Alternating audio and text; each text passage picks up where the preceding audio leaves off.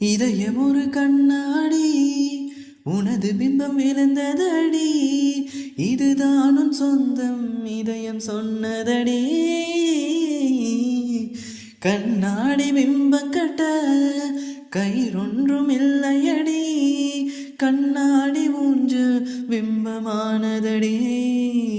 நீ ஒன்று சொல்லடி பெண்ணே, இலை நின்று கொள்ளடி கண்ணே, எந்தன் வாழ்க்கையே உந்தன் விளிம்பிலனை துரைத்தாதே, உயிர் கரையேறாதே.